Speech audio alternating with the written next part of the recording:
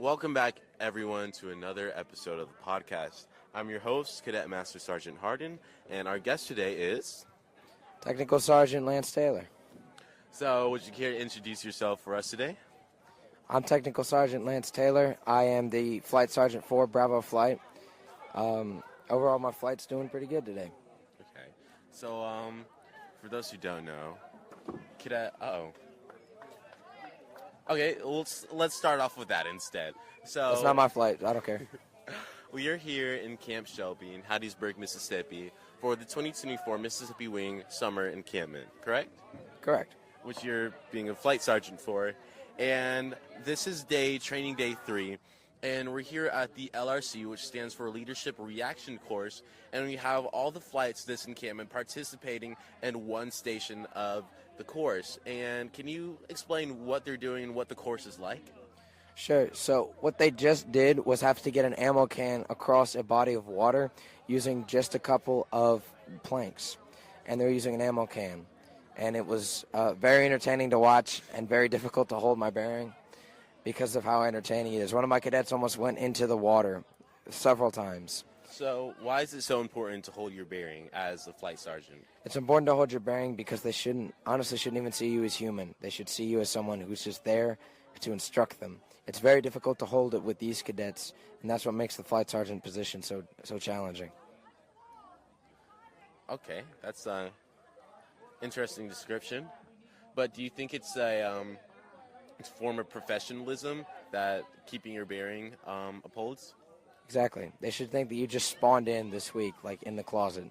You just lived through your entire life, and you've experienced no joy, is basically what my squad comm has told me. Okay, that's, that works. So the LRC is comprised of actually 14 stations, each station being its own unique obstacle course, and each flight is having their own obstacle course, having to figure out how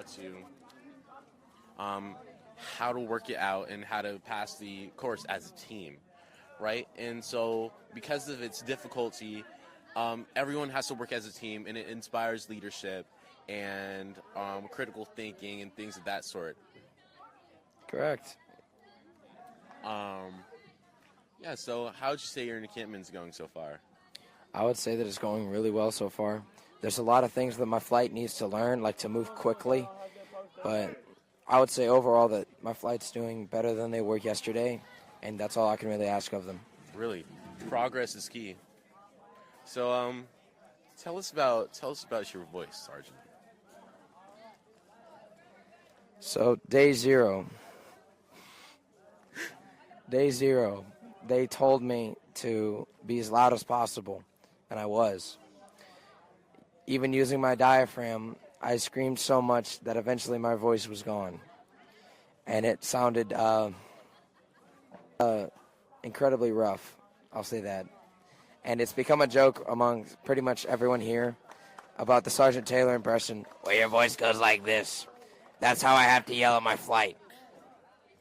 It's not quite that. You kind of sound like a frog that had way too many cigarettes. A frog that had way too many cigarettes Charlie is Flight Guide has been posted. Please edit out this entire section. But yeah. So, are there any experiences that you'd like to talk about as a flight sergeant? Absolutely. I would just say that if you want to do this position at all, that it's important that you know that this life is not for everybody. This is really rough. You wake up earlier than what the basics do. You have to go to bed later than what they do. It's a very difficult position to hold. And this is why a lot of line staff tend to only do it once or twice and pretty much throughout their entire life in CAP. So, what do you want to be like when you get big and strong, grow up, that type thing? Whenever I'm 19, I'm going to join the Marine Corps as enlisted, and then 4 years later, I'm going as officer. Oh, so you got a plan.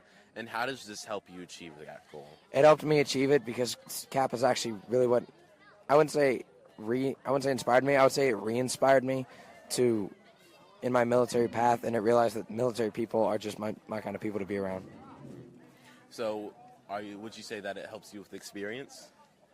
Yeah, I would. It put me in the right environment with the right people, and it made me a better person.